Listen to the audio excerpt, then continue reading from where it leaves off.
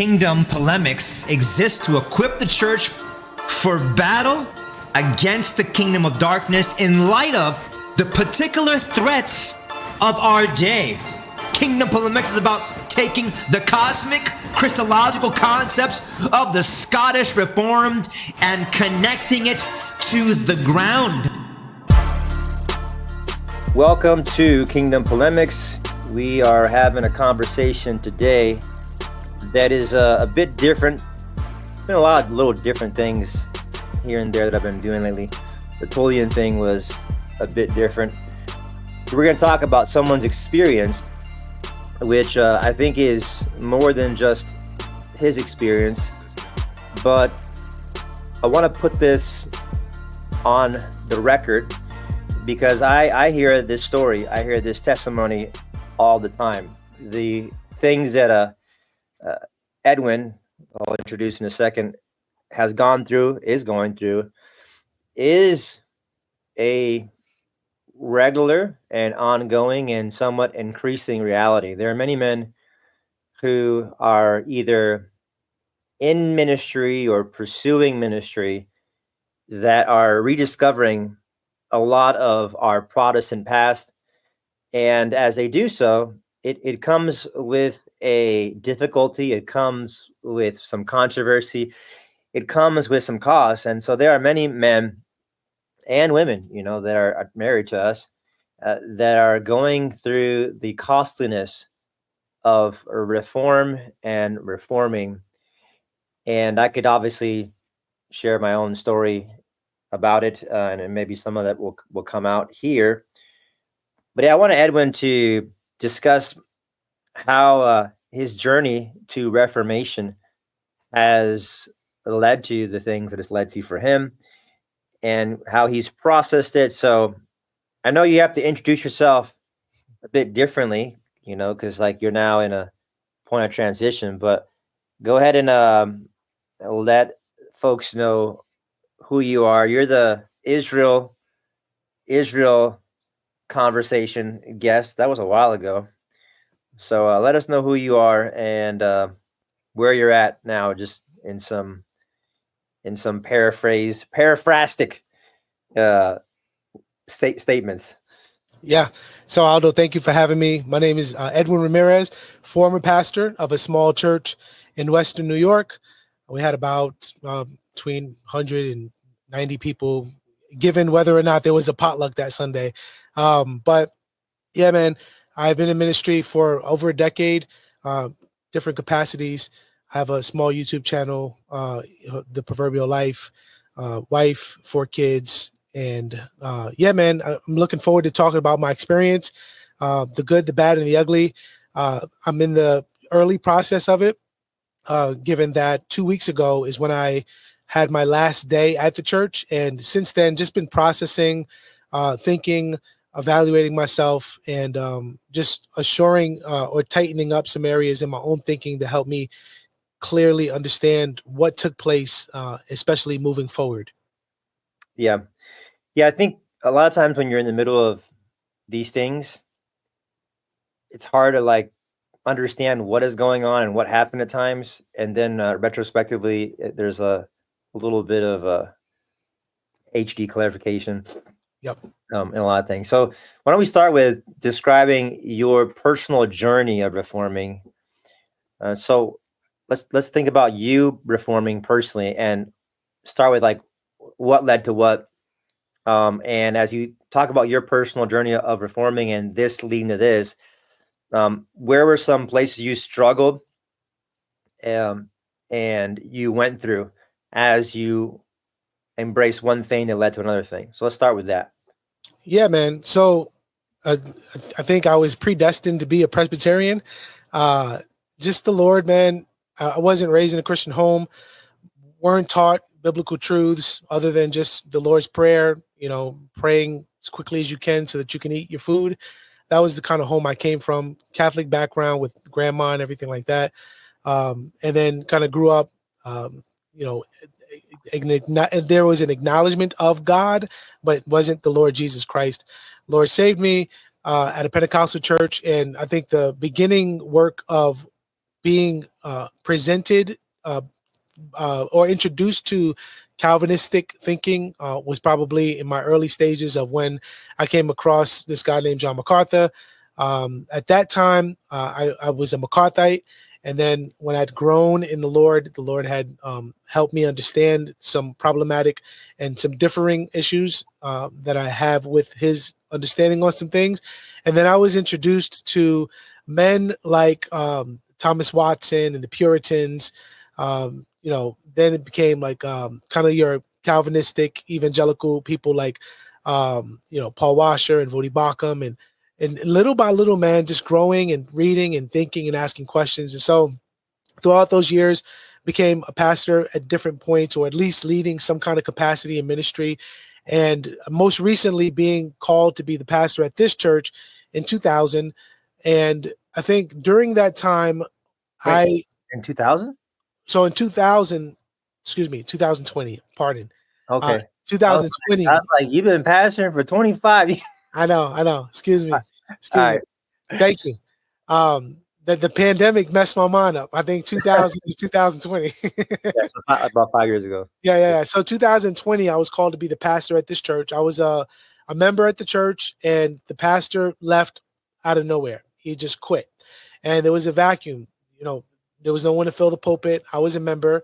Prior to him leaving, I was filling the pulpit occasionally on his behalf, preaching the word. You had pastoral experience before that as well. Yes. Yeah. So filling the pulpit, preaching, he leaves. Now the elders at the time asked me, can you fill the pulpit indefinitely? And the reason why they didn't take me on to be an elder was because in 2019, when the pastor was still there, I told him that I believe in infant baptism. So I think that's really 2018 going into 2019. I started looking into infant baptism again.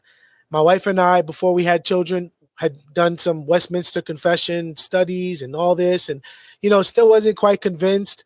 And then around 2018-19, I opened up that conversation again of a Westminster Confession and thinking through these things. And again, at that time, I didn't understand covenant theology. It was still new to me, really fresh to me. But I was listening to some guys, Ligon Duncan did a series on infant baptism and covenant theology. And it just clicked for me, man, where I understood it better than I've ever understood it before prior to that point. And at that point, I communicated that to the pastor at the time. And because of that was the reason why I couldn't be an elder at that church when he was still the pastor there. So when he left in 2020, the elders didn't even have me as a consideration because as far as they knew, I was Presbyterian with respect to baptism. So that's kind of how that started. This is a Reformed-ish Baptist church.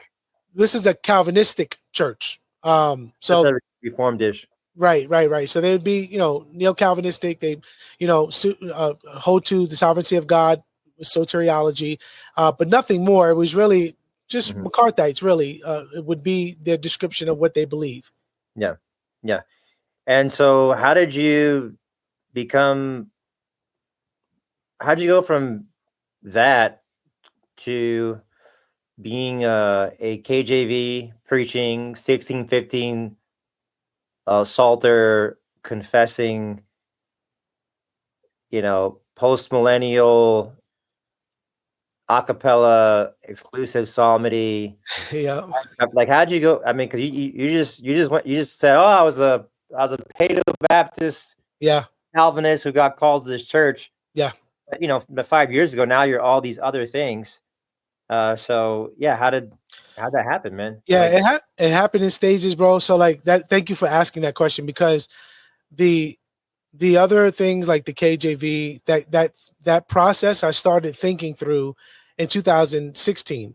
But again, I think this really lends to the problem was that I was never at a church that practiced these truths.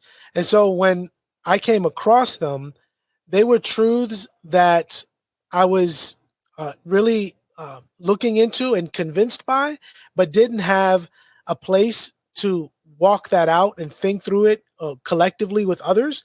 And so I'd connected with brothers like Robert True Love and others to think about the Textus Receptus and the text of Scripture and its authenticity and comparing that to the critical text, etc. That whole conversation I had in 2016. But because I wasn't grounded at a place, and because my main diet was individuals online that I was thinking through that topic with, uh, I never took it on wholesale. So I believed it at an arm's length, but never truly walked it out and lived out those convictions. But I think the past 3 years, 2 to 3 years, is when now in the position of a pastor, I became more convinced by these things that I'd looked into in the past. And now I had the resources and the tools theologically to wade through them a little more, where now I owned them and now I can start helping others understand it and own it in a way that is more clear and has some substance to it. So yeah, a lot of these things that you mentioned, I was introduced to in the past, but maybe out of fear of man, or maybe, maybe I'm crazy, right? There's no one else around me that thinks these things. And so I'm not going to, continue to walk this out outside of a community where no one else thinks like me on these topics. Yeah.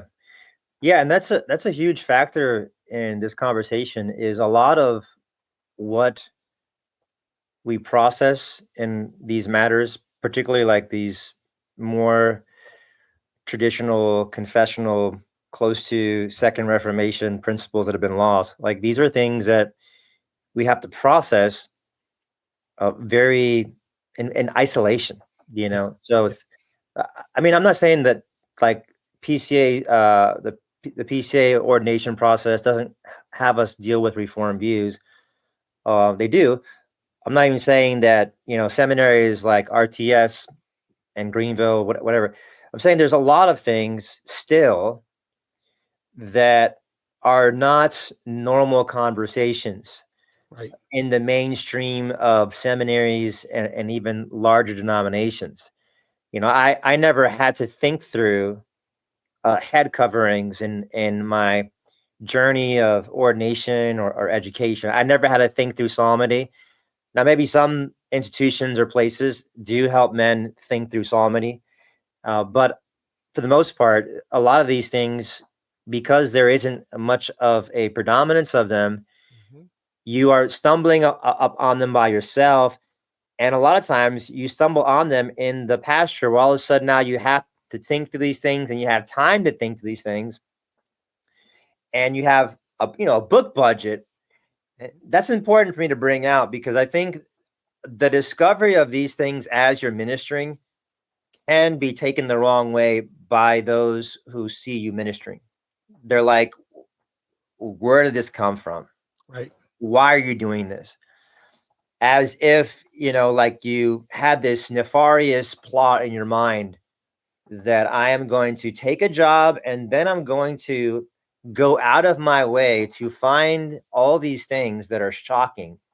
You haven't been brought up in an environment where many of these things, like even like the establishment principle, these are things that are not very commonly taught and enforced denominationally.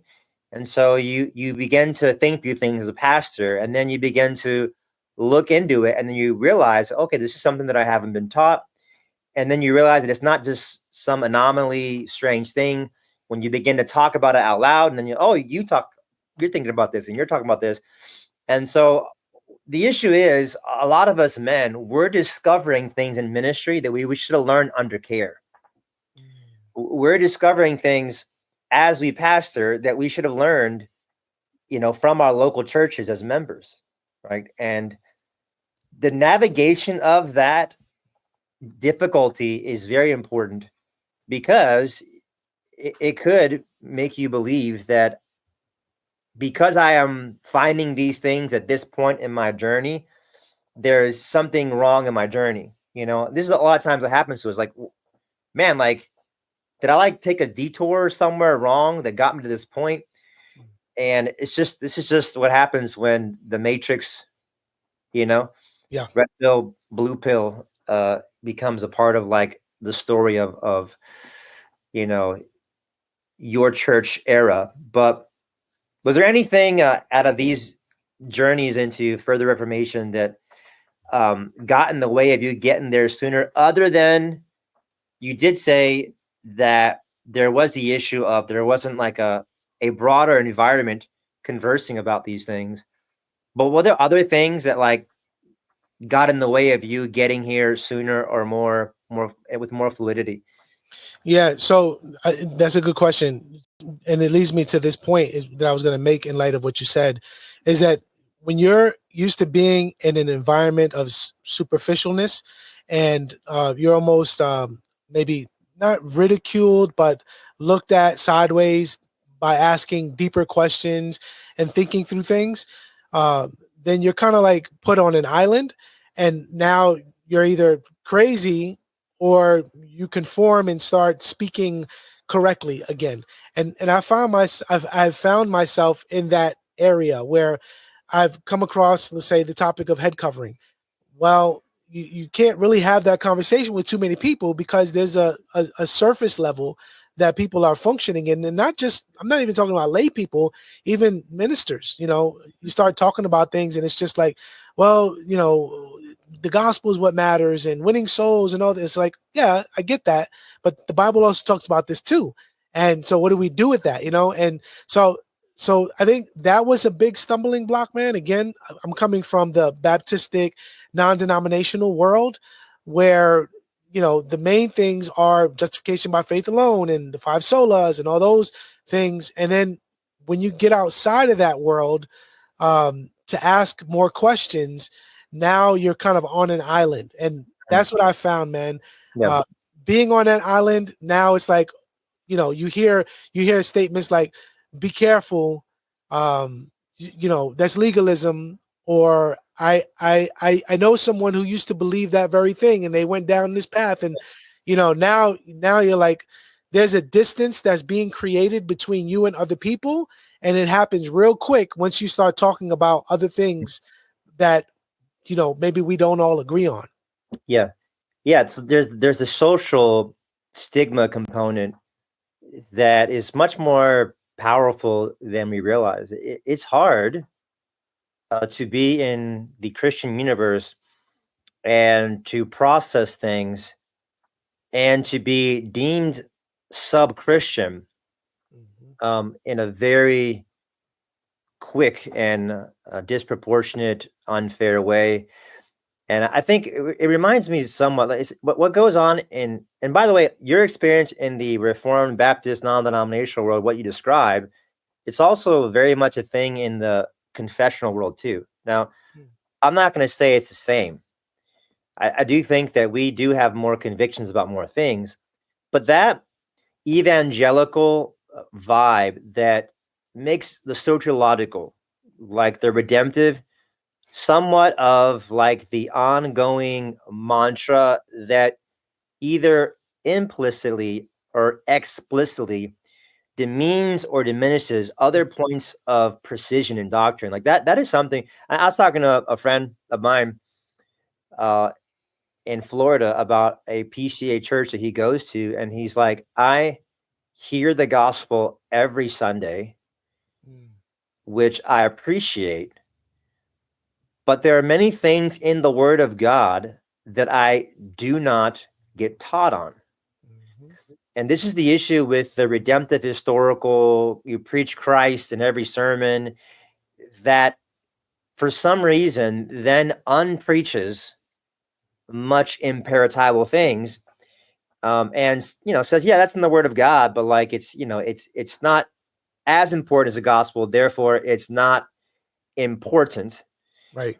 And so there's a shaming that goes on when you begin to think more precisely about more things. And this reminds me somewhat of like you're in like these secular schools and colleges. It's not places for people to think anymore. It's places to be indoctrinated with the common consensus of what people think is important. This is the same thing in church. Instead of, now obviously I'm not trying to sound postmodern or something like that, but I think that there are conversations that are legitimately Christian conversations, right? So head coverings is not like a unchristian conversation. Translations of the Bible is not an unchristian conversation. what we do in worship and what songs we sing. It's not like, oh, let's talk about everything and let's debate everything. But what I've noticed is like legitimate Christian things are not welcomed conversationally, Right. but it is like this dogmatic, very closed and socially abusive culture that does not allow for deep thought to be expressed. So I don't even think the bigger problem is not even like that. The whole world is not like we are reform wise. That's not the problem. The problem, that is a problem, but I think these things are biblical things that we hold to. But I think the bigger problem is that we don't even have the moral fortitude to discuss them. Like a guy stops singing hymns in church and he's taken out back and beat up and kicked in the floor. I'm speaking metaphorically. You start talking about the singing of psalms and the potential for those man-made hymns in worship to be sinful, and we're not having a conversation. We're having a fist fight, and all of a sudden your entire Christianity is being diminished in some way by the conversation itself. Right. Which is ironic because, we all love to hear the Great Commission, right? Go make disciples of all nations. But what is it? Teaching them to observe all things that I have commanded. Well, what is all things that he's commanded? I mean, pick up and read, So we are to be talking about these topics that nobody wants to talk about. I say nobody, but that are taboo to talk about and think through and discuss and wrestle through. And it's like we have this like almost just we're not quite like, and I say we kind of evangelicalism. It's not quite like, just squeeze my hand and repeat after me and pray this prayer. But it's a sentiment of it. It's like, just believe these things and you're good. And, you can always be at a superficial level on these other things, because if you go too deep, it'll lead to legalism. It leads you to dark places. Because I know people who went down that road and you want to go down that road. And what that did for me throughout the years is I'm not the type of person when someone says, don't look into this. I'm not the type of person to say, "Ooh, I need to get away from this." When you say don't do this, I'm thinking, well, why are you telling me not to do this? Like, what's the hang up in you saying not to look at the topic of head coverings, or what's the, I think of like, I know it's kind of off topic, but similar, but think of like, James White. Okay. James White detests, the TR position, right? He's articulated that in many spheres, right? And he's an advocate for the critical text. Okay. But I've never looked into it. So I don't want to just believe James White because James White said it. And I think that's the work of personal reformation, is like thinking and asking questions and digging deeper and asking why. Like, well, like, okay, I hear James White and he's a doctor and he sounds smart, but like, he could be wrong. That's the issue, is that there's an elitist culture in the Christian West where, so-and-so says this, so-and-so seminary teaches this, and therefore that's what it is. And there's no need to talk about it and to even, okay, let's talk about it. Let's question James White. Let's question Joey Pipa and his position on an inclusive psalmody. I'm not saying that everybody acts the same way, but I do think that there is somewhat of like, this name dropping, institution dropping that somewhat shuts the conversation down, at least implicitly so.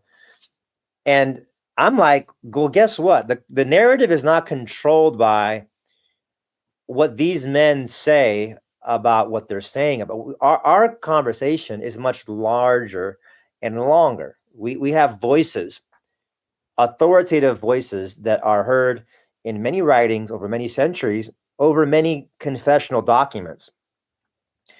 And for example, the establishment principle. So the average seminary is not going to teach that. The average pastor in the PCA is not going to teach that.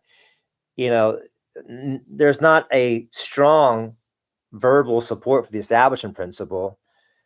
And it's almost as if those elites now are like these gatekeepers, where if we talk about the establishment principle, we're not going to actually have a conversation about that. People are going to start insulting you, questioning your convictions, questioning your integrity, even in questioning your view of the gospel. My view of the gospel has been questioned in the Reform world more than once for my confession of the establishment principle. My profession of the gospel has been questioned because of my optimistic eschatology that is post-millennial. And so we don't have, in many ways, actual theology by theologians. What we have is elite gatekeepers, this like these aristocrats, right? That somewhat have they have like the game on lock, Right. so to speak. And there's a lot of regular people and regular pastors, like, we don't care about your gatekeepers. That's We right. don't. Respectfully. Mhm. Because we understand that our faith is not limited to these particular modern day gatekeepers that wrote books and are presidents of seminaries or flagship churches. We have a much broader testimony of the church. So, Mhm. yeah, it's a good thing. So we want to move a bit and ask how did your family deal with these things, and how did you help your family deal with these things? So how was it like for your family, and how did you lead them to these? Because this is where I feel like this is an important thing to bring out, because Reformation not only is difficult in the ecclesial, but it's also difficult in the household. This is where actually I think many men struggle in the ecclesial realm because they struggle in the familial realm. So why don't you tell us about that part? Yeah. So I'll use the topic of head covering as an example. That's the most recent thing that affects um, my wife and also me when I was the pastor at the church I was currently at. So I never taught on head covering publicly, not on my podcast, nor at the church. And yet, head covering was a topic for many years. My wife and I had listened to, had been familiar with, but had chosen not to go down that route because I just don't got the bandwidth. And, my wife, I'm not wearing nothing on my head, but she would have friends who would talk to her about these things. So that was the seed moment, as it were. Okay. Then circumstances had taken place in our lives where the topic had come up again. And so, okay, topic comes up. I'm thinking about it. I'm searching. I'm reading the scriptures. I'm listening to some sermons, and I'm reading. And then I present it to my wife. Okay, and this is how my wife processed it. First, I knew, like, okay, she has an introductory understanding of this topic, and it's something that I need to bring back up because it's serious. It's something that God is kind of putting His finger on, as it were, at this time of our life, and so I talk to her and we process it together. She asks tons of questions. I follow up with people, ask them questions, keep reading, keep asking, so on and so forth. So we come to the point, fast forward, where my wife is convinced, primarily 1 Corinthians 11, reading the text and, coming to that place where she sees it, and also giving her some tools to help her think through that. So she starts practicing head covering. And now it becomes a problem, unbeknownst to me, because no one had spoken to me about it, but it became a problem because there's now a clear distinction between my wife, who's wearing a head covering, and everyone else's wife at the church who isn't wearing a head covering. And it became something that was heightened, and became almost a place of resentment toward us, that I come to later find out was the case, because we were just simply walking in obedience to what we believe God teaches in His Word. And again, I never charged anyone for being legalistic, or never charged anyone for not being a Christian if they didn't wear head covering. Never, and no one ever mentioned it to my wife either. We're just quietly, humbly practicing in obedience what we believe the scriptures are teaching, because we're convinced by that. And it really, I think that was the catalyst that brought it over the edge at our church. And so when you ask, how did I bring my family through this? Conversation. My wife trusts me as a leader. She's seen my growth in the Lord throughout the years, and she knows that I'm not just trying to lead her into all sorts of things without looking into them myself. But then also, I'm not dictating to her what she better believe. It's like, baby, you need to search the scriptures. This is what I'm thinking through. This is what we're dealing with. These are some resources. Ask me some questions so I could process this with you, and then let's walk it out in that way, and we'll patiently walk through this together. So that's how that took place with my family, particularly as the topic of head coverings was the issue then. Is there anything that was hard for your wife as you transitioned as a leader that she was more resistant to? A leader in general, or a leader in your pastoring? Like pastoring in more reformed ways. I remember something if you forgot. Maybe you remember, but go ahead. Do you remember anything that she struggled with? I can remind you if you. Yeah, remind me. So I think I remember your wife struggling with experimental preaching, and that's a very reformed thing. It's like you meddle in application, yes, and you go there, and that was something that she was struggling with, and you had to help her understand what it was. Yeah, for sure. Yeah, she struggled with that, and that's the thing. Like, my wife is very submissive, but she asks really good questions. She's a great thinker. She thinks very thoroughly, so she'll see implications of things that I don't see at times, and she'll bring them out in questions. And so when I started preaching that way, it wasn't that she was fighting against me, but it was like, what's up with this? Like, why have you changed, or what is it that is causing you to change? And so as I walk her through why there have been changes, and then she sees the fruit of it, because she experienced the fruit herself, but then she's hearing it both negative and positive. And then it's confirming the things that I talk to her about, and she recognizes, like, wow, this is actually an attack that's taking place in light of the word of God penetrating in a unique way that it hasn't in the past because of this experiential preaching.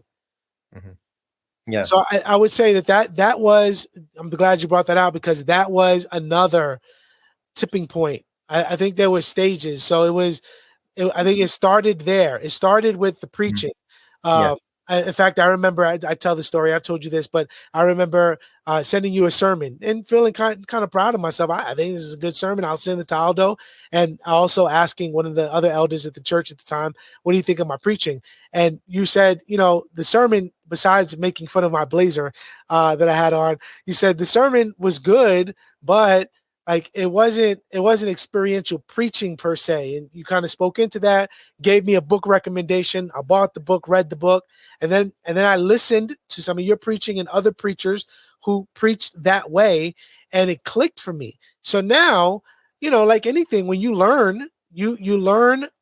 This is at least how I learn. I learn by practice, and so I'm fumbling and stumbling through this new thing that I know how to preach. Right, I was taught how to preach and how to prepare sermons, homiletics and all that.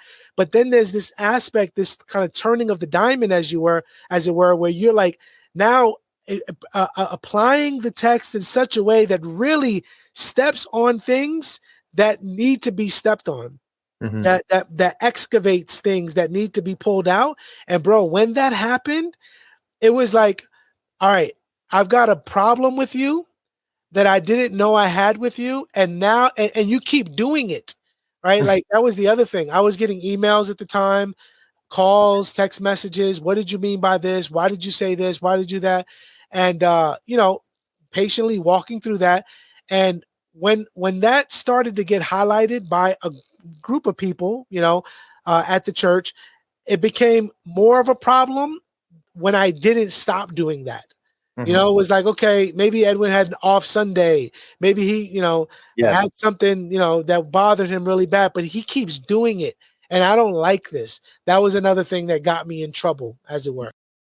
Yeah, I think one of the things I've come to understand more recently is that I don't think that a lot of guys that are like in this world of reforming more, I don't think the biggest problem is that they hold to the TR position or the acapella, establishment, whatever. I no extra holy days, whatever.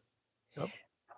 I think the biggest issue that Christians have is with experimental preaching that preaches to the conscience, to the feet, to the hands, and takes these concepts and exegetes the world that these people are in and makes actual connections and actual admonitions.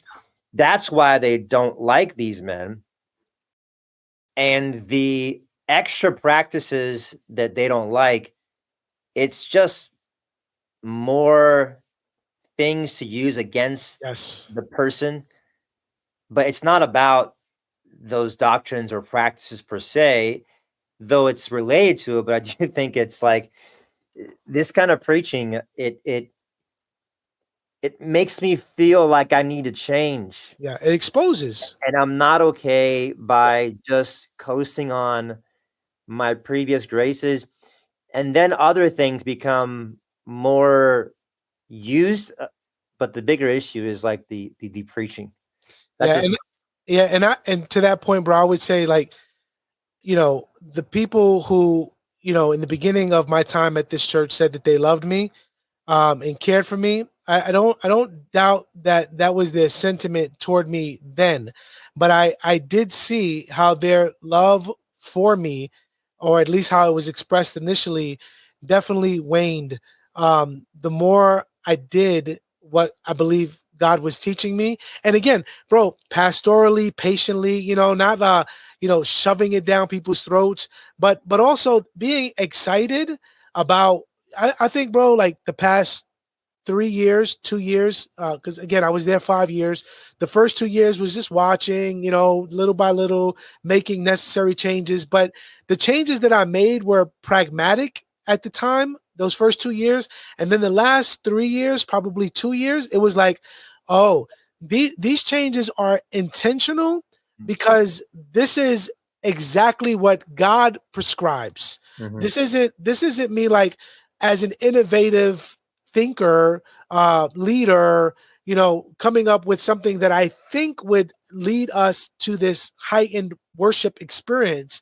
This is something that God is commanding, right? Thinking about like the regulative principle. Up until my last Sunday, bro, I preached, and one of the ladies at the church said to me, in essence, I hope wherever you go next doesn't bring the type of division that was brought here. And she said, do you know what I mean? And I had an idea, but I wanted her to feel the tension. I said, no, I don't. What do you mean? She said, the regulative principle. I said, okay, are you saying that the regulative principle isn't biblical? And she says, well, it is and it isn't. And I said, okay, it can't be it is and it isn't. God doesn't speak with a double tongue. It either it is or it isn't. And if it's not, you need to show me why. And so she's combative with me. And I said, look, I'm not your elder anymore. I'm not your pastor anymore. You need to speak to the elders. And I think that, you think about this Josiah moment, bro, when God captures you in such a way where you are broken, bro. I remember I used to hold Advent services at the church, bro. I used to have people go up there and light candles, and like, of course you do that. Who doesn't do that? That I see Presbyterian pastors doing that, and then when you are awakened, you take that red pill and you see, like, wait a minute. This isn't substantiated at all in scripture. Yeah. Like what's the distinction between Protestants and Catholics who do a bunch of extra stuff and we who do extra stuff? Are we better with our extra stuff because we're Protestants and they're Catholics? Like, extra stuff is extra stuff that doesn't glorify God. Yeah. So, bro, when I stopped doing those things and I started doing the things which is crazy, and I'll just end here with this thought. I was doing a lot of things, right, that were extra. And when I started to do the things that God was showing in his word to do, they were a lot less, but more powerful and brought forth more pushback than all the things I was doing before. No, yeah, that's a really good thing to tease out a little bit. People will have no issues. Well, I shouldn't say no issues, but a lot of things get changed in church all the time. Yes. All the time. New pastor, same pastor. I mean, I heard about the stuff that was done here and the 6 years before I got here by the previous pastor, and there was all sorts of differences. But the second you say that I'm not just changing things because I want to, I don't know, grow the church or improve the church. When it comes to authority, people, there's something that clicks for them that then provokes this response of bothered. But it's interesting how change is fine in the church when it comes with no divine authority. But when change comes in the church with a divine authority, the people of God have an issue with it. It's absolutely backwards. Yeah, man.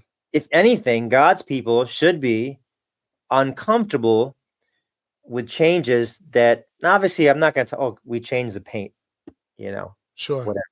But all these little changes that are more substantial to like the life of the church, people should be bothered with, why are we doing this? Is there any biblical reason for that? Should bother them. Right. But it's backwards. As long as men are the reason to do something, we're good. Yeah. When it's God, then we're not good, and there's a tension.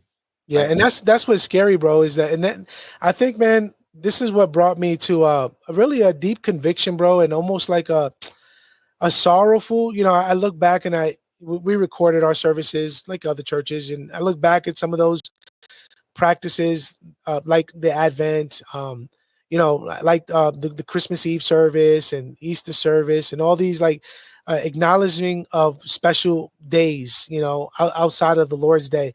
And I look back on these things, man, and the Lord was very patient with me. But bro, like I'm the pastor. I'm the pastor of this church, and that was very grieving to me looking back in light of what I learned. And the only way that I could make it right moving forward is not by continuing what I know to be wrong, but by slowly, pastorally, and patiently implementing what God says is right and preaching to that end. Yeah. And what kind of things did you start doing to implement? So for example, I started preaching through the book of First Timothy, and First Timothy ended up becoming the last series I preached through. It took about a year to preach through Timothy, and there's a lot of things that took place, but there were two things that happened, bro. I'm preaching in Timothy, and around the same time, Zachary Garris, who wrote a book, Honor Thy Fathers, actually. And I started reading that book, and that book, coupled with reading through First Timothy, convicted me about something specific at our church. And this was a change that ended up taking place. Small change, but huge change.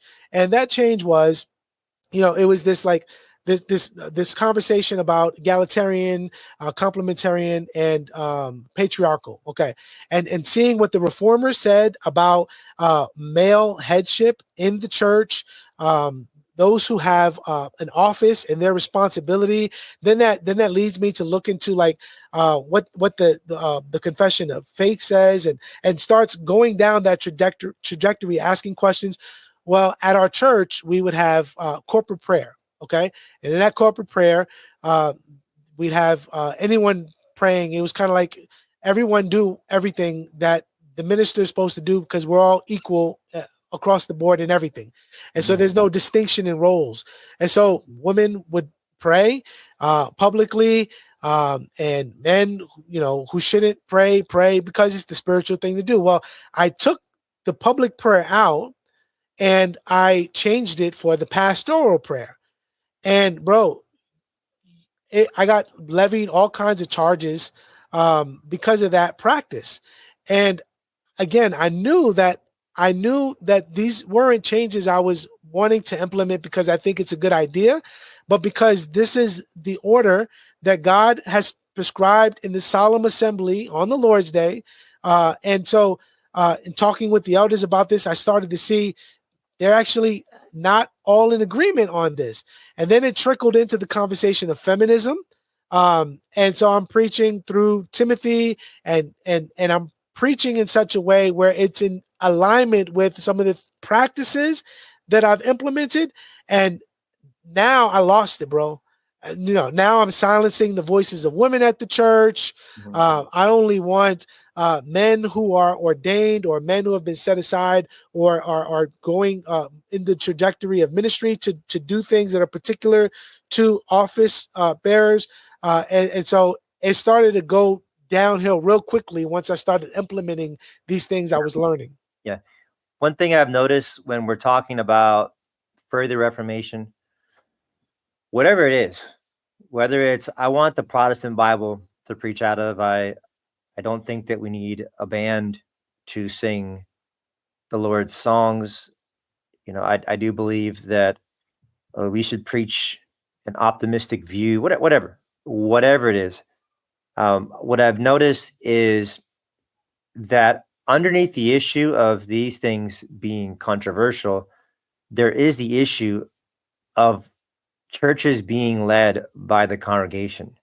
Yes. And I don't mean this in a polity sense. I mean this in a functional sense. I mean, many Presbyterian churches, the reason why things are done or not done in many ways, taught or not taught in many ways, is because the church feels that these things are what they should be led by. And with congregationalism also comes the female church member and the egalitarian element as well. The masculinity conversation is very much connected to the worship conversation, the holy days conversation. Like, one of the things I've noticed is churches are in some ways run by their members. Yeah. And when elders begin to govern the church and implement things as the governors of the church, they will go as far as the people who run the church, which are the members, will allow. And it's almost like, who are you? This is the thing like that we've dealt with at times here at Pinelands. Like, who are you to tell the missions committee that they need to look for these kind of missionaries? Like who are you to just rip, pull the hymns out? We didn't do that. To be fair, like, we didn't just one day we didn't wake up a cappella, one day we didn't wake up EP. But when we started to, remove certain things and implement more psalms, it's like, who are you? And it's like, the question is, no, actually, who are you? Like, respectfully, like, have you been anointed and called and gifted to the spiritual oversight of the Lord's flock? You haven't. And it's fine for these people to ask questions. It's fine for people to want shepherding, right? Can you shepherd me through this? Like, could you? But that's not what we're talking about. No. This is like, I don't want that done. You better not do it. And it's like, respectfully, like, I don't work for you, and I'm not like the you don't wag me around, right? Like the tail wagging the dog. And it's like, wow, you're an unteachable man, you're right, a harsh man. And it's like, try that logic with your boss. Just try that. Let's see how long any of these people would be employed if they took any of that tone with their bosses. And they say, well, that's different. How is it different? It's an authority. And the reality is the authority of Christ in his church has a lesser weight than the authority of the man who pays you. And it comes out in these conversations. Yeah. And I think it's heightened in my circle that I was in because, we have a Mennonite background, Brethren background. And so there's a distinction between kind of the earthly and the spiritual. And so, the spiritual, you can kind of just sloppily do things because it's, you're being moved by the Spirit, as it were. So, for example, to kind of concrete what I'm saying is, it was voted that we would get psalters. I made the case for psalters. So the church agreed that we could buy psalters. And I knew that singing psalms would do more heavy lifting on my behalf than I could do. And, in other words, not only is this experiential preaching taking place, but we're also singing God's songs.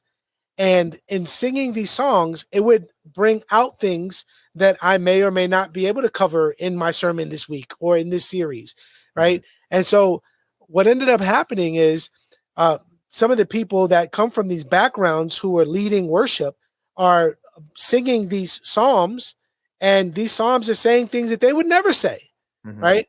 At one time we sang an imprecatory psalm.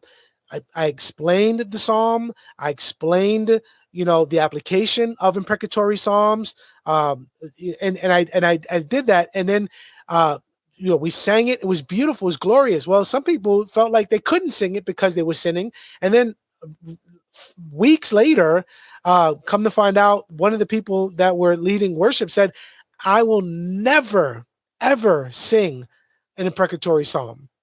And just the attitude and the gall behind that, it showed me that word, bro, that is sharper than any two-edged sword. When it cuts deep and it exposes. And that's what was happening in many ways at the church. It was through the preaching. It was through follow-up conversations. It was through the singing of psalms. And then one more thing, one of the groups, we had 3 separate groups leading worship. One of the groups was led by a young man who became convinced of exclusive psalmody. So when he led worship his week, it would be all psalms. And that happened for about a month with him leading worship. Every third week, it would be his week with his team to lead worship, where one of the elders eventually pulled him to the side and said, "Enough. We're not going to be doing only psalms when you sing worship. And if you can't, stop that, then you're not going to be able to lead worship anymore." And he said, "Fine, I'll step down." And he stepped down. And him and his wife eventually ended up leaving the church as well for reasons like that and others. But, that's the thing, bro, that word, when it's sung, when it's preached, when it's prayed, when it's applied appropriately, it brings about, it exposes. And that's what happens, bro, in Reformation. And what you can do is either repent, right? And humble yourself and take the position of a child and say, "Man, I need to grow. I need to learn. I have questions." Or you can buck up against it and fight, and now find yourself in a place of rebellion against it. Yeah. And that's kind of leading into one of the other things I want to touch on. Like, what are the deeper heart issues? So we have reform and reforming, right? We're reforming and we're growing in what that means. We're introducing it, or we're adding things. And out comes the tension and the accusations, whatever.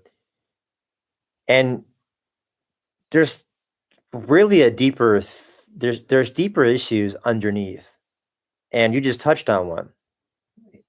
The reason why we are bothered about the singing of psalms is not actually because I feel very strong about the fact that God prescribes hymns, but much of that has to do with these words that I now sing with my lips and praise God for. They confront me. They confront me in ways that I do not want to be confronted. And they commend me to things that I don't want to commend myself to. And so the issue is not what songs do we sing. The issue is the heart's obtuseness to words of God. Now, it's one thing to know that Psalms 2 was in the Bible, but it's another thing for you to sing to God in praise that psalm.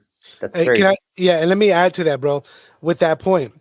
It's one thing to think that the Psalms is a book in the Bible that I could frequently or or infrequently visit.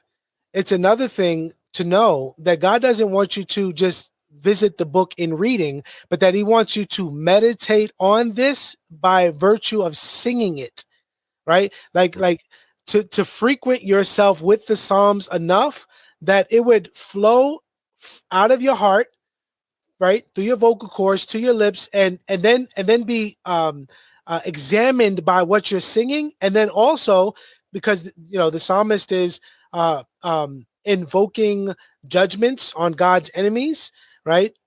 So there's that aspect, but then there's this experiential aspect in which you're actually fellowshipping with Christ, who is the song leader, right? Mm-hmm. And the one to whom we're singing with. So there's this experiential aspect where if I relegated to just having to read it, right, I could say I did that, but in the singing of these Psalms, you're not only saying something about me, but now there's a distinction between us that's distancing me from you. And the easiest way for me to detach myself from actually doing it is to say that you're a legalist, is to bring charges forth, So I think there's a lot. I know this isn't about psalm singing, but I think something like psalm singing, bro, is so powerful, man. When we do it, especially without instruments, that the devil hates, and that those who have never had to think through these things, it brings something out of them that it's easier to run away from than to run to and think about in a way that they've never thought about before. Mm-hmm. Yeah, that's good. Other things I think that would also be underneath. I think Reformed theology, it forces everybody to embrace their subjection to Christ, and that subjection would speak to the places that are particular to them. So I think passive men, effeminate men that are not doing well as men, this kind of stuff that we're talking about will direct men to be men. And a lot of the men that struggle the most with these God-centered, objective, not diluted or distracted with many excess things. I feel like when you worship Christ with all this noise and bands, it doesn't force you to deal with yourself, because as a kid can't really deal with what they are in themselves character-wise. If they constantly have a device, they constantly have something that is entertaining them, it's hard for them to know who they really are. A man cannot know who he is until he has to just focus on the words of Christ without a bunch of harp strings and things being plucked. So a man will not know how much he should be God-centered when he begins to worship in such a way, be governed in such a way that calls him to take responsibility. And so I think a lot of what happens when we begin to reform is that men become very aware of where they lack.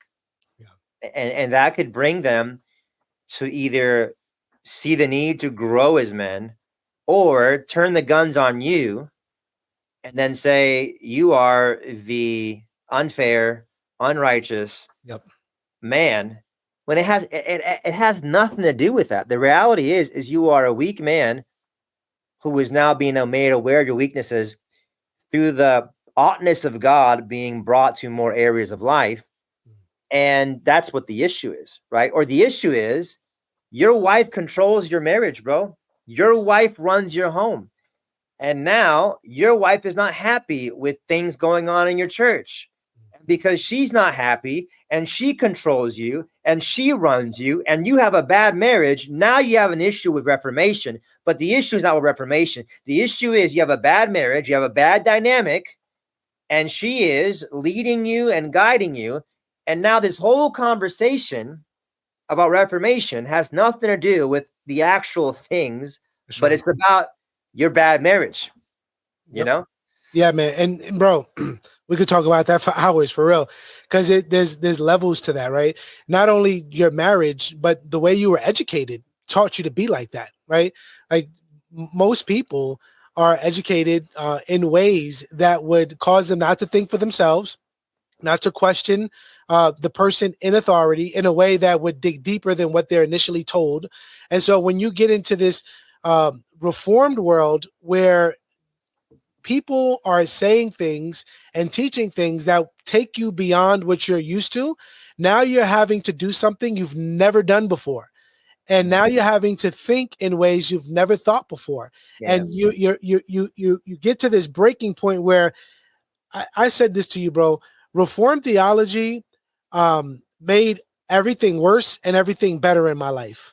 And I would never go back to not believing the things that I believe. And when I say everything worse, you know my situation. I don't have a job right now. I'm looking for employment. I could have stayed at this church and conformed in a way that appeased men so that I would still have a job and still bring in income for my family and still say things that God's people would be encouraged by, but I would have been neutered before the Lord and not had conviction. And that isn't the type of husband my wife married, nor is the father my children know me to be, nor is the man I want to stand before the Lord one day with. Mm-hmm. So I want to be, as a minister of the gospel, who, though not ordained in the presbytery yet, by a presbytery yet, I want to be a man that stands before the Lord one day and said, Lord, I did the best I could do with the resources I had, and I even tried to go beyond the resources I had to grow in ways that I wouldn't have grown otherwise. So I think, man, like there's something about like becoming a man and walking in that in your life outside of the pulpit that blends with what that looks like in the church, in the pulpit, through your preaching, that I've noticed that is lacking in many people. Like they're real tough when it comes to like saying things, you know, with the high voice or, you know, monotone voice. And then when you see other areas in their life where these forms of reformation haven't taken place, well, then they can't see reformation through, right? Yeah. Now, God can work beyond them, but if they can't see it through in their homes right there, then they're not going to see it through when the more challenging things come. Yeah, that's a really good point. And again, it's not to say everybody that says this is the same. Sure. And if this is so, no one, you know, a broken clock can be right twice a day. But what I've noticed is very often is the people that usually, and I say usually, the people that usually have the most carnal responses to growing in Reformation are those that are severely lacking in basic areas of life. So you have these, I'm just repeating what you're saying because I always want to say it again. You have these strong convictions about biblical preaching and all these practices, right? But you don't have a demonstrable concern for virtue in your marriage and with your kids, or just with people relationally. Like you don't model a passion for reformation in these other areas, and you are supposed to have this keen mind of reformation in other areas when your life demonstrates a neglect. So, you know, I was talking to, I talked to many families, but I was like, if your husband is not passionate, if he's not passionate about loving and leading you in the governance of the home, it's going to be very hard for him to speak clearly to what he believes governance in this church is lacking, because obedience is essential to discernment. And ignoring God in crucial areas of your life is going to hinder your ability to see his will in other areas of your life, you know? And so, yeah, come talk to me. Come talk to me about what it means to do the right thing and your whole family's apostate. You know what I'm saying? Right. I'm not saying that every kid has to be saved. You're raised in a Christian home. But I'm talking about some of the people in the church world that have the most to say about Reformed ministers have an entire family of apostate kids. Yeah. And I think one of the issues that happens is that when autonomy is usurped by theonomy. Now, I don't mean theonomistic or anything, but just the concept of theonomy, right? When what I want is usurped by what God wants, you become very aware of what is wrong with you and what you need. And so many people have a spirituality that does not make you feel very weak, very lacking. It's very lazy. It's like microwavable spirituality. So I want to process spiritual things in my laziness, in my lack of having a deep sense of need. And in comes these things that all of a sudden push us, and they challenge us, and they threaten us, and they turn us upside down. And rather than embrace the ride, you seek to diminish, destroy, deplete, invalidate all these things so that you can keep being the lazy, indifferent, and inconsistent Christian. But you have a story. We have a story, right, that you've crafted that is very intricate to justify those things. And so when you begin to, I was saying this the other day, when you begin to add more steps to the journey, you hit more bumps. And when you make more turns and you hit more bumps, what's in those cups in the center console begin to shake and stuff starts coming out. And when the stuff starts coming out, like, you drove here. Right. And that's why all this stuff is coming out. No, the drive and the bumps showed us what was there the whole time. That's right. Well, so I know you're thinking through this book of the Bible, the book of Deuteronomy. It's exactly what's happening, right? I mean, God uses Moses to deliver the children of Israel out of bondage, and one of the first things they have a problem with is, you're the one, Moses, who's bringing us into trouble, and we want to go back to where the leaks are, right? This is Exodus, but you want to take us back to, you want to take us to a place that's uncertain, where God is going to be with us, but we want to go back to a place where God wasn't there, but things were comfortable. And I think people want to be comfortable in their understanding of things. And especially, this is what I found where I was, is that, to your point, things were messed up a generation ago. And they hired pastors to put a Band-Aid on it. And every time a pastor there were two other pastors prior to me, who were there 5 years each, right? So 5, 10, and I was the last one that was there for 5 years, 15 years with the three of us. Before us three, there was a pastor there that was there for 15 years. He was weak. He was passive. He did not deal with issues. And so some of the family members that now 15 years later that I'm having to interact with, when they were children, there were these things that were undealt with for all these years that now are being dealt with. The leadership there didn't have the bandwidth, the structure, the foundation at all to ever deal with something confrontational because they hadn't dealt with it 30 years ago. Yep. And that's the most generational element of depravity. And that's something that I actually have brought up more than once. A lot of the issues that men are encountering, it's, I'm doing something that just was overlooked and neglected for a very long time. And for example, like, I was talking about the worship stuff, and there was someone that was, talking about their issue with the worship stuff. I said, there has not been a session that I know of here that taught on worship. Y'all didn't teach on worship.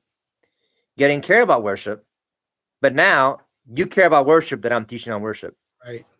Right. This is the irony. Yeah. There are things that you have never cared enough to actually go in. And then when someone does your job that you didn't do, you don't thank them and say, you know what? I'm glad that you're doing something that we should have done. You're all of a sudden now very passionate about doing something that you didn't do when someone else is doing it. And again, like I don't buy it. I don't buy it. You're reacting for your presuppositional issues, but you clearly did not have a concern. So, for example, many things we do in church, actually, no one's ever taught on them. Mm-hmm. There was never a time where someone said, we're going to now teach on why we have testimony time or why we have giving. And like, we've never taught on these things, but they're just done. Right. And then when this is what we said earlier, then when someone teaches on things they're doing, it's like you're being a tyrant. So let me get this straight. Someone says, I am doing this only because someone above me has said we can do it. And all we've been doing in so many ways has nothing to do with a higher authority. Right. Who is a tyrant? Who is a tyrant? And here's the thing. Come on, man. That pastors have to realize, like God says, look, to Samuel, they're not rejecting you. They're rejecting me. Right. So this is the issue. Like, this is why you have to be very pious in a good way before the Lord, because you will receive all of the issues that God's people have with the Lord. You know, you see that with Moses, you see that with Samuel, you see that with Elijah. People will take out their issues with God with the person that is seeking to defer to him, right? And you get accused of all sorts of things, and rather than converse, it goes to accusation and slander and whatnot, because that's more emotionally effective, right? It's, if you say, for example, if you were to say, I believe this pastor who, you know, holds to head coverings, or he holds to the TR position, or he holds to the establishment principle, or he holds to, you know, the patriarchal position, whatever. Mm-hmm. I believe that he's incorrect. And I believe that the Bible teaches this. You say that, no one's going to be mad at that guy. Yeah. And no one's going to flee the church in a rage. But if you say, for example, like someone told me like that was telling people that my view of the establishment principle means that I am promoting a Christianity that advances the gospel by violence. And so you say that to people and they're like, oh yeah, this is crazy guy. This is a sinful guy. But if you say, well, this man teaches the establishment principle because it's a confessional view and it sees these texts as a reason for holding that view, it's wrong. Here's why. That will not create that reaction. Yeah. Yeah. And what I noticed that Reformation will expose weak men for who they are. Yeah. You can't persuade people. You can't reason from the scriptures. You got nothing, bro. Yeah. And Reformed theology is from the scriptures, bro. Mm-hmm. It's from the text. And if you got nothing, you know what you're going to do? You're going to whine, cry, insult, exaggerate, gaslight folks. Yep. You have nothing. Yeah. You have nothing. You know, so it's like Stephen's reasoning from the scriptures. And after all that, it's like, this guy preaches against the temple. He tells, you know, like you have nothing to say.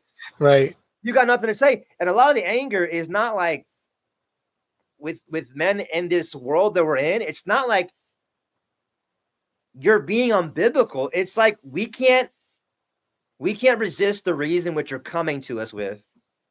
We can't argue against it. And we're prideful about it. And people are listening to you and they're not listening to me. And I don't like that. So I'm going to get a bunch of people to throw rocks at your face that are willing to listen to nonsense, hearsay, insinuation and speculation, not people that will listen to exegesis and sound reason, right? Right. So.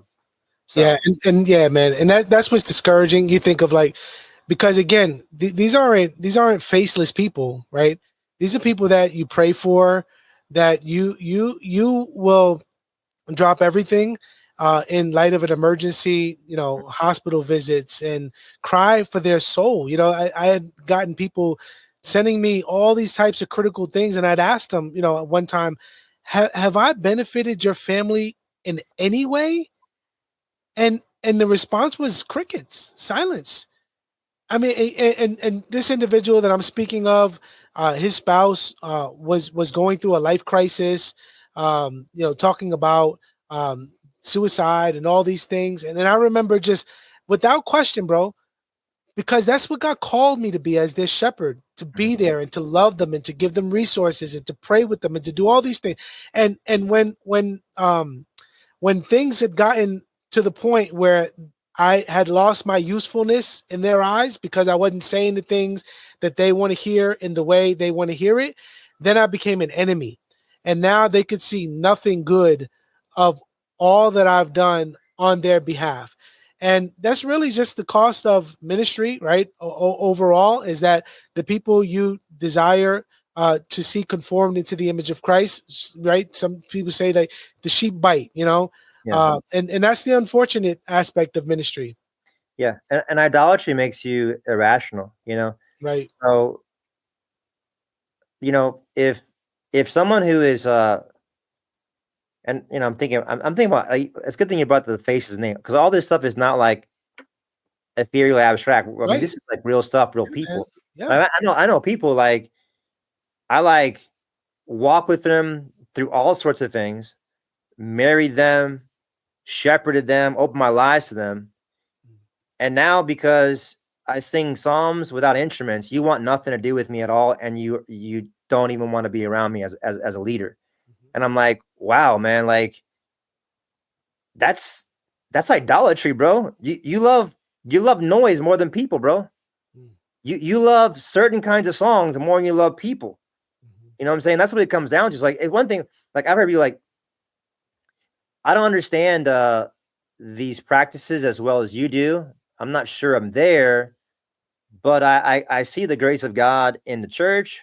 I see healthy leadership and character. I see integrity.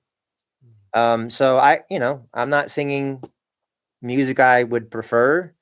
I like noise. You think it's not good. All right, I'm good. But, like, for someone to write you off as a man entirely over certain things like that, I mean, it says something about the lack of gospel affection that people have in the church, and certain things bring it up. Because it's kind of funny, because a lot of times what happens with reformers who are reforming is the humility card comes out, like the affectional card comes out, and the mercy card comes out. And some of these people are the most unmerciful, ungracious, intolerable people in the church. Legalistic, right? Yeah. And it is somewhat of an ironic tragedy. I'm sitting over here and I'm listening to you accuse me of things, and I'm walking you through it. I'm helping you think through it. Like, you're sitting over here telling me, you're, because of experimental preaching and preaching more things in light of the gospel, I'm not preaching the gospel. This is what I've heard people say to me, like, you don't preach the gospel anymore. And so I begin to help them think about that. I don't attack them. I begin to help them think about that. And let me show you why you're wrong. And, you're very fair as you're reforming, and people struggle with it. And these people that are very concerned for God's graciousness, they just lack an aura of grace, like, and so again, you realize that idolatry is very powerful. It's very real in the church.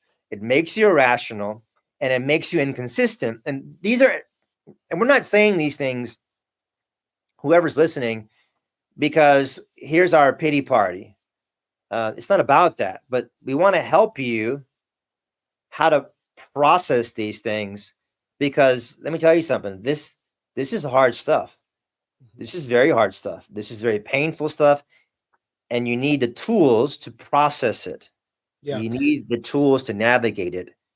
And you need the discernment. But go ahead and say something before I ask something. Yeah, I was just gonna say, I think this conversation is helpful for people because, bro, you know how it is. You know, there's people who are digging into these things and they're on an island.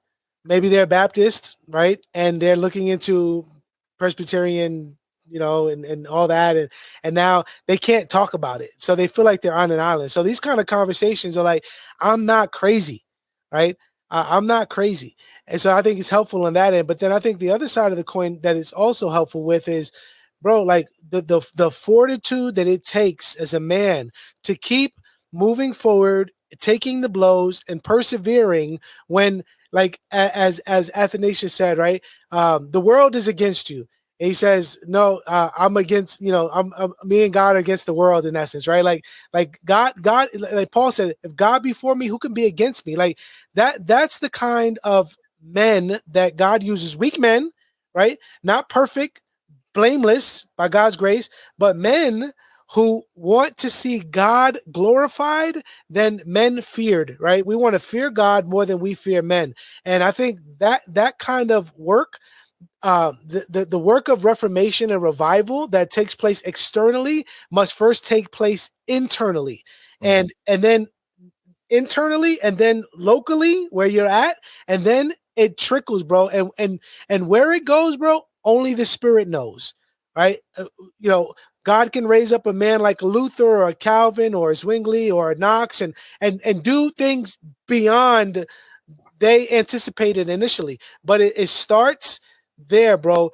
Fearing God, looking to his word, obeying it, and walking that out by way of implication where God has placed you. And bro, it's the Spirit's work of reformation and revival that he is going to accomplish. And there's means to that end, which is what we're talking about. Yeah, amen. How about this to think about as well?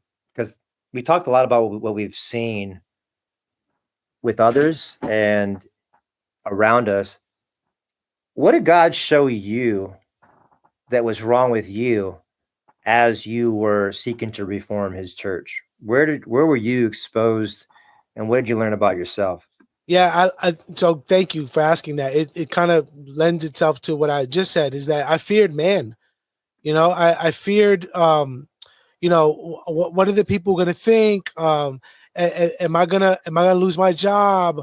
Am I going to be? And it's funny, man. All the things that I feared ended up happening, but when my perspective changed and I recognized this is sinful, I shouldn't fear man. God is sovereign, right? I'm a Calvinist. I believe God is sovereign over all things. He can provide a job for me that will sustain my family. I'm not a bought man, you know? And so when you kind of shake yourself up and you wake up and you say, man, like God hasn't changed. I've changed. And so I think when that happened to me, bro, initially, bro, again, just for the sake of context, the pastor that was there left 2020. 2020 was crazy in and of itself. Yeah. I was working a full-time job, right? Now I had pastoral experience, but I was working a full-time job. And when I was brought on as kind of like just fill the pulpit until we find someone. So here I am working a full-time job, also functioning in the pastoral, you know, work here at the church while going through a pandemic, right? All that. And so initially my work was to maintain the church, you know, to take that stupid sign off the door that said, you know, 6 feet distance or put your mask on. Like that was being a hero then, bro. Yeah. And like I was being put on shoulders, you know, by people like, oh, he's so brave, you know, for such a time as this. But then when that brave reformational work morphed into now things normalizing in the church, and now it's shifting to like doctrinal issues, I wasn't brave anymore. I'm the one who divided the church. So I think the Lord really showed me my fear of man and really kind of, as it were, punched me in the mouth, man, and said, look, like, are you going to be like Jeremiah? Are you? And this is crazy too. And I'll close with this. I would read about these men that God used mightily to bring forth Reformation and revival. And I admired them on my bookshelves, right? But they're like me, men with the word of God and the spirit of God who's called to preach the word of God. But I wasn't acting like them. I was being a coward. Well, what is this elder going to say? Or what are they going to think if I do this? Or if it's like, what does God think? Like, what does God think about what this passage teaches in Colossians? So what if they don't think that it teaches this? And so I think, man, when I came to that point, bro, and that happened gradually, man. But when I came to that point, it was no turning back. And again, I wasn't like a bull in a china shop. I wasn't ungracious. Sure, I could have done things better. I've shared that with you, man. There's things that I regret, but there weren't sins that I committed. It's like I needed an older man to say, son, I love your zeal and your passion and all this, but come here. These are some things like that we could do in a way that will help us in the long run, as opposed to just rushing into it. And I wasn't rushing into so I think that was lacking. But to answer your question, bro, it was the fear of man, bro. It was the fear of man. Yeah. For me, I would say that it's a few things. Number one, like, I think that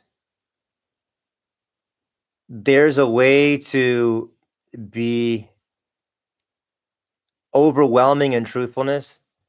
And I think that's something that I have seen in the past is I can not only be truthful, but I could be overwhelmingly truthful. And that sounds mysterious. And what does it mean to be overwhelmingly truthful? It means to speak with a forcefulness that is not accompanied with other things that then give a more complete picture of the Reformation and the man, So there's there's one thing. But the other is, man, like, I think my weakness, my lack of, I think, healthy overall living before the Lord in every sense of the term, of the term, meaning like spiritually, devotionally, just life skills, like, boundaries, sleeping. Like, when I was doing this hard work of Reformation, my life in the home was very burnt out, and I had this zeal for Reformation in the church. It was hard, it was heavy, it was weighty. And because I was not living a disciplined, watchful life overall, it depleted me in the home. And so I was just gassed. I was gassed emotionally and physically. And so at home, I would be less attentive, less engaged, less involved, more short, more temperamental. And so if I would say one thing that I was exposed to is that I am not strong enough comprehensively to be strong over here reformationally. So if I'm going to be strong reformationally, then there's a whole lot more comprehensive strengthening and discipline and mindfulness that needs to happen. And so my life changed through reforming and then seeing how many places of my life lacked comprehensive stability and fortitude. And that'll come out in certain areries. But yeah, and what's encouraging about that, bro, is like the spirit is not dependent on us. Right? Like the Lord uses means, like he uses people. So you could look and see like all the discrepancies in Luther's life and go, dang, but that's the man God chose to use in the time that he used them, right? You can look at all the men throughout history. That isn't an excuse for lapses and all these things. But what I'm saying is the spirit accomplishes great things through weak men and broken men. And it is all to highlight the bigness or the grandeur of God, right? And the power of God. And he takes that little that we have, even though it's much in comparison to others, he takes that little and he multiplies it in ways, bro, that we could never, ever fathom, bro. And big picture, right? Like God makes, we know this, like God makes promises that will transcend, like the work that you're seeing take place in pylons and in your own heart and in your home and all these things on a micro level. God's going to do this in all the earth, bro.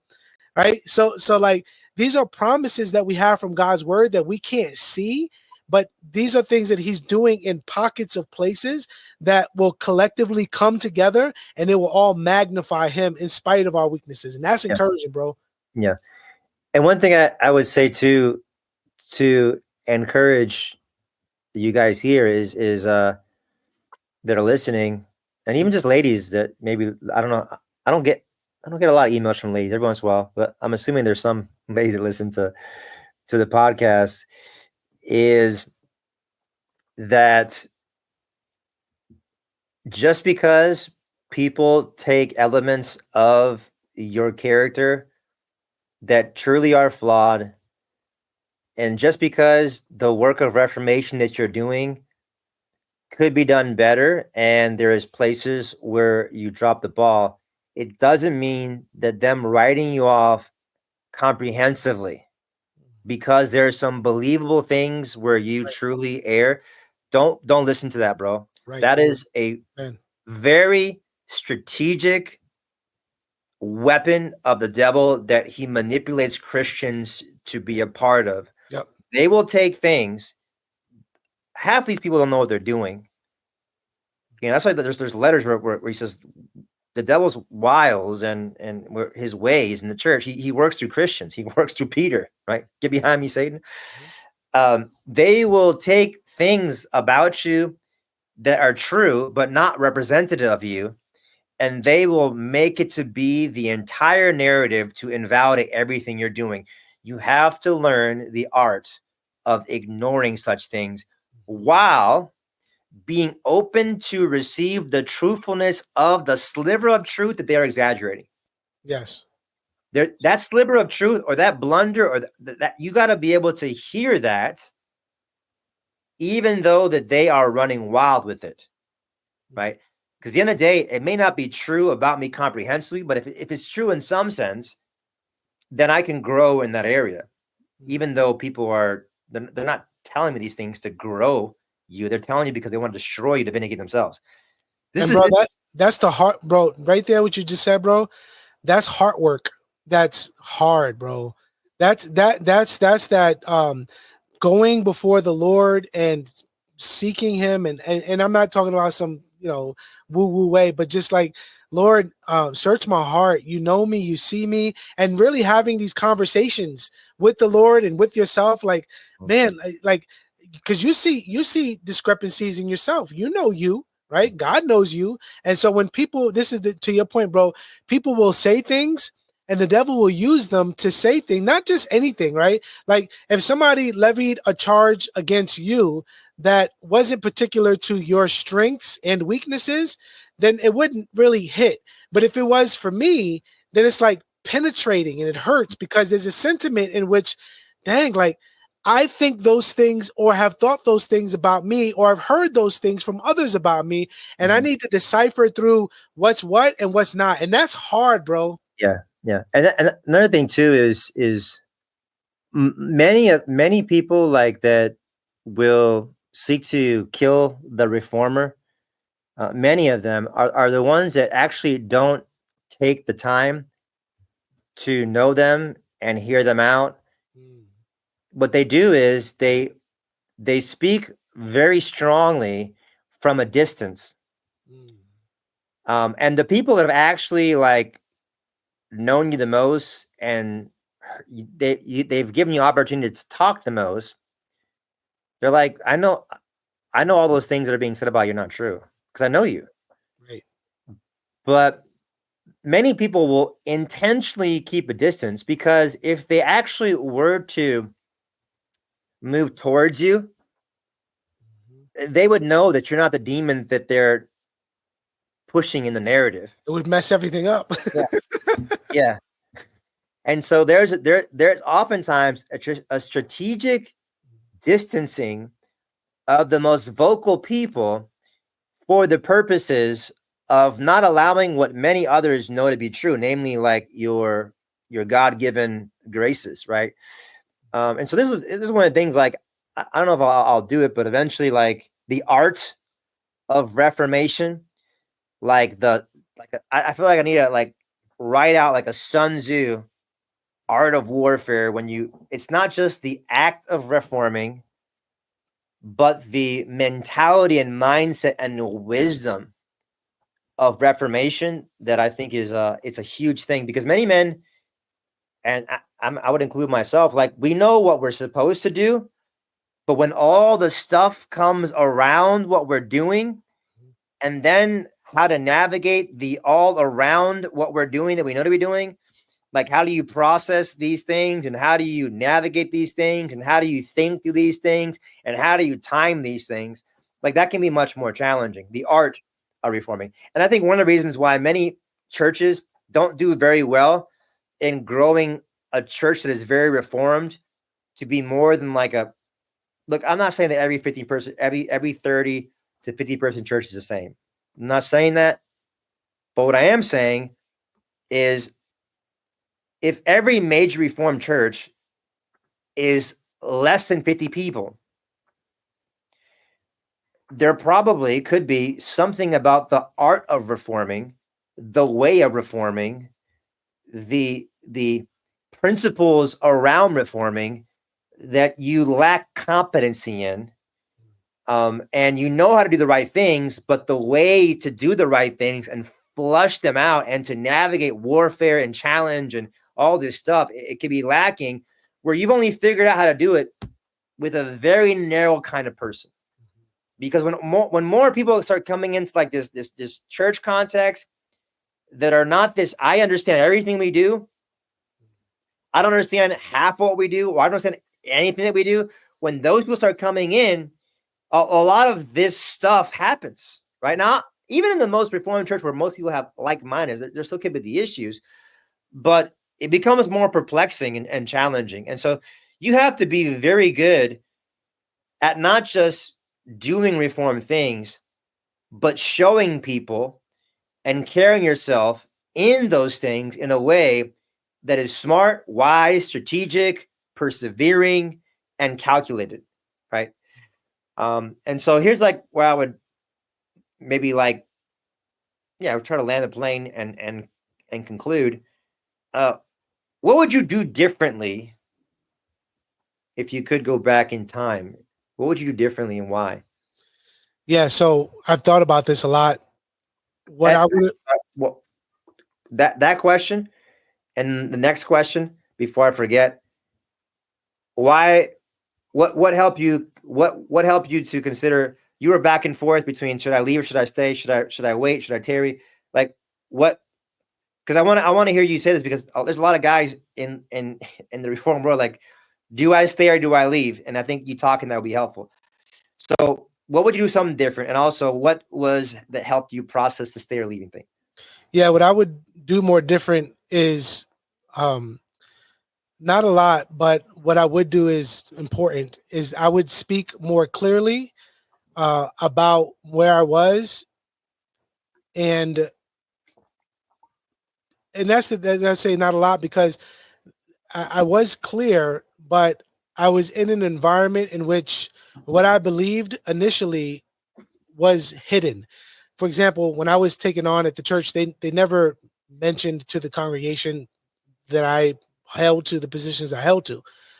So the congregation never knew what I believed, because it was never communicated to the church at any point. And so there was always this, like, I don't have anything to hide, but I guess I do, and so that kind of bled into the fear of man. And so I think behind the scenes, I would have been more upfront with the leadership and said, look, this isn't a suggestion. These aren't just my convictions, because it became like a joke almost with the elders, like, oh, he's a post-millennial, he's Presbyterian. And it was almost like, haha, but it wasn't like, no, like there's real distinctions here. And we can't just as leaders, just be kumbaya because we believe the same thing about justification by faith alone. That doesn't mean we're not united in Christ and all those things, but as far as leading here at the church as the pastor and us not being on the same page as elders, holistically, at least for the vision of, moving forward with where we stand at, that's problematic. And so I would have really pushed that a bit more. And not as an ultimatum, like you better believe this or I'm out, but this is where I'm at. And this is really where I'm at. And this is really the direction I'm going to this end. Instead of doing that, thinking that I could win, for example, man, I bought the elders a book on covenant theology so that they could see in reading this book that covenant theology is biblical. Instead of saying, look, no, here's the book, but this is not only what I believe, but this is what I'm going to be preaching and teaching from now on. And if there's a problem with that, you should let me know now so that we know where we're going moving forward. So I was trying to be overly strategic, and not as direct as I could have been. And therefore, there wasn't any friction for a long time until there was friction, which brings me to the second point. What I would have done. So that was what I would have done different. And what was the second part of your question? Why did you ultimately leave instead of stay and hope for reform? Yes. So why I eventually left was I needed to make a decision for my own sake, for the sake of the people and for my family, that I cannot keep going back and forth emotionally and in my mind. I was so conflicted by these things, bro. Like there was weeks where I was like, all right, I'm done. And then I would have a talk with someone and say, okay, I'm not done. Oh, there's this glimmer of hope. Okay, I'm not done. I'm not. And I've done that. I did that for a little over a year. And I'm not saying there isn't anything to that. You don't just get up and leave when there's conflict.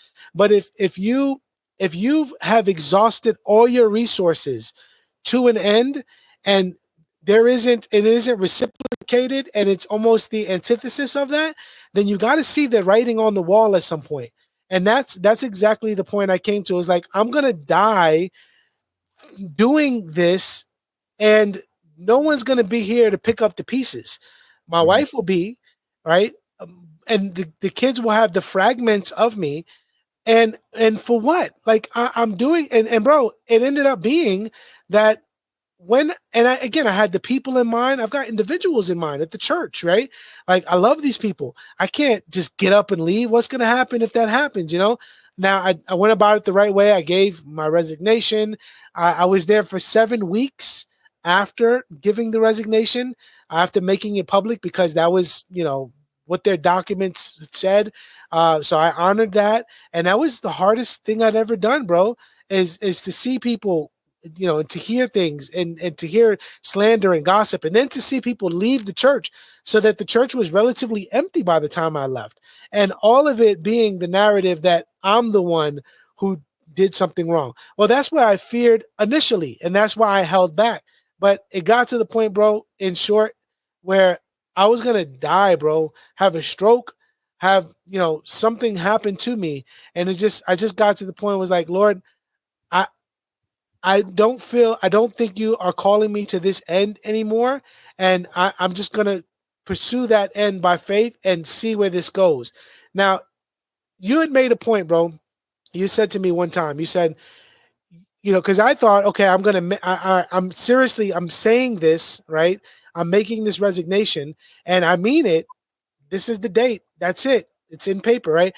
With in the back of my mind thinking, oh, here it goes. Like, people are going to ask questions, and now there's going to be reformation. The elders that shouldn't be elders are going to step down, and now the church is going to ask me to lead them through reformation and going through all. And bro, none of that happened. And you told me, and I talked to my wife about this. She was like, wow. She said, if the people of God cannot receive the ordinary means of grace that God has ordained for the people of God to be changed by, through the preaching of the word, through the sacraments, if they can't be changed by that toward reformation, they're not going to be changed by you making an announcement that you're leaving the church. That was the essence of which, because me making that announcement isn't a means to transform God's people, whereas the gospel and the word of God that I've been preaching for 5 years, and it's particularly the past 3 years where I'm honing in on these things that we've been talking about, that hadn't changed them, it hardened them. So that was an indication that my time had come to an end there and I needed to move on. And that's ultimately why. Yeah, that's good. That's helpful. And I think one thing to put out there is not every pastor is supposed to help a church in the sense of softening their hearts and growing them. There is in the Bible and beyond the Bible a ministry of judgment. Like some men are called to places to close churches, to give them over to a less than robust Christianity. Like you see that in the prophets. Like, okay, you want these people that are going to give you superficiality, then I'm going to give you over to a superficial ministry. And everyone thinks that because the church is declining through actual pursuit of reformation, that there must be something. Right. No, that God does judge the visible church. He does give churches over either to a less than comprehensively transforming, growing ministry, or he will close them entirely visibly. But I think some of the things that you said that would be helpful to repeat and maybe add is that you should never be reforming at the expense of your walk before the Lord and your life. Now, I have to qualify that because I do think that ministry does come at an expense. Absolutely.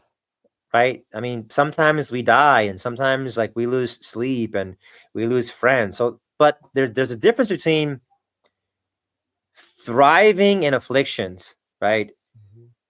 And you dwindling down and being gnawed to the bone. And it's I'm not doing well as I am suffering and lacking. Actually, this is detrimental. And honestly, like I've had to ask that question many times. Like, are we thriving through afflictions, or are we in a place where the afflictions are actually not advancing us to greater fruitfulness, but actually like they're just making us more stagnant and more bitter and Right. calloused, and so it's that's one thing that's important. But the other thing is the buy-in of those who lead with you, the buy-in of members. I think if you have growing buy-in, that's a good sign. I say growing buy-in because some people think unless you can keep 97% of the church on board with what you're doing, you shouldn't do anything that would lose 3%. I think if you have growing buy-in, right? Like as we continue to teach and reform, I can see this reformation become a part of the church collectively. I think you can see that as a good thing to pursue, right? But if you're about these things and like it's just it seems to have like this smaller circle. Now, you have to be careful because sometimes you may, oh, well, this guy is getting it and this guy is getting it and this guy is getting it. But that's what I say, growing buy-in, particularly at the officer level. And I think another thing too is it's one thing to take a church from this to this, right? So let's say like this church is like they've walked from being Baptistic to Reformed Baptistic, right? Or Reformed Baptistic to being like PCA, right? But I think in your case, and this is just generally speaking, right? Generally speaking, because I've seen some people like they go from like being Southern Baptist and all of a sudden that church is like, bro, it's like they're like super reform. But I think generally speaking, a generation is not going to jump 3 steps. Right. It'll be 1 step, right? So our church is we've jumped 1 step. We were PCUS, now we're PCA. And so now, like in a span of 80 years, which is you're looking at 2 generations now, we could potentially make another step. But for someone to go from Southern Baptist to like FCC, like Reformed, which is how you are, like it's just, it could happen. But again, like you got to be careful. Like there's not going to be 3 or 4 steps that you make in 1 generation, Right. and you kind of got to see, where that church is at. And so I was reading with my kids today, the end of Chronicles, and I said, notice David did all these things, but he could not finish. Solomon was called to do the rest, right? And he went this far, and then someone else went further. And I think like there is a legitimate pace of an organic entity known as a church that no matter how good you're doing, they're not going to bypass, massive step. It won't be organic, right? It won't be cemented, right? Especially when it's only you. Yeah. Right. Yeah. Especially when it's only you. Yeah. Unless certain things happen, like a church split. Sure. Right. Or some like it gets whittled down to the bone and it's like revitalized. Right. And there's a lot of factors too. Like, I mean, for us, like our situation was a bit different because I planted a church that started from the ground up. And when I came to Pinelands, I had about 50 or so folks that had been a part of like a ground up. So like we're learning together, right? Like, what are we doing? I don't know. Okay, let's figure it out. Right. And then I come to a church where there's like, 100 or so members that have been in place. And I say 100, maybe 120, I don't know. I think about 70 or 80 of those people are gone, right? So you come into a situation, a new generation comes in of a significant amount, an older generation just disappears, and then new people come in, and all of a sudden, like there's a pliability, a malleability, like that wouldn't be so if I just showed up at Pinelands by myself, and everybody mostly stayed. So like those things also, you don't plan for that, but you keep that anyway. So again, the art of Reformation, like how do you go from A to C or A to B and C to E, and what are some factors that help? But I was trying to tell Edwin too is that like, I guess, let me not say just what I said. Let me close by saying this. What do you think all this was worth it? And would you do it again? Oh yeah. Yeah. I mean, I do, of course. Yeah. I mean, God's word is worth it. The Lord is worth it. So yeah, man. And again, like that doesn't mean, the people that were hurt, there's a narrative that people are convinced about concerning me that no matter what I do moving forward, that will be etched in their minds forever. It's not true. I wish that weren't the case, but if someone said, if you could go back to how everything was prior to believing all these things, would you do it? No, because there's, and that's what Paul said, bro, that I may know him in the fellowship of his suffering, being conformed to his death. Like there's a fellowship in knowing the Lord in ways that he's revealed himself that also brings forth suffering that is unique, that you couldn't learn any other way. So do I want to be a part of something like this again? No. um, because I love God's people, even when they are not acting like God's people. But through this event, the Lord used it to grow me, to humble me, and to teach me, to cause me to be reflective, and to help me to keep growing and keep learning. It hasn't turned me away from the Lord. It hasn't turned me away from my giftings, my calling, first in my home and etc. So yeah, man, no, I think the Lord has used this and is going to use this to make me a better Christian and a better minister of the gospel. So I don't regret it. Yeah.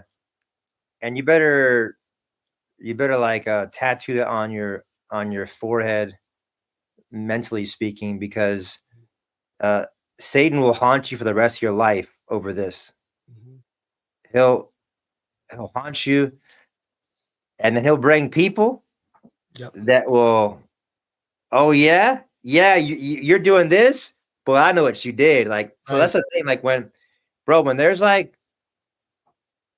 there is damage behind you, you have to learn how to move forward, because like that scrap metal behind you, like Satan will very cunningly get those pieces and know how to keep throwing them in your face as if they're still in front of you, and you could, and then all of a sudden when you're seeing something in front of you, that like when you encounter that pressure again and you get in that environment, like it's like, oh man, all of a sudden like you have like the past in front of you, and like, man, like there's like I'm done, I finished, I learned, I grew, that's it.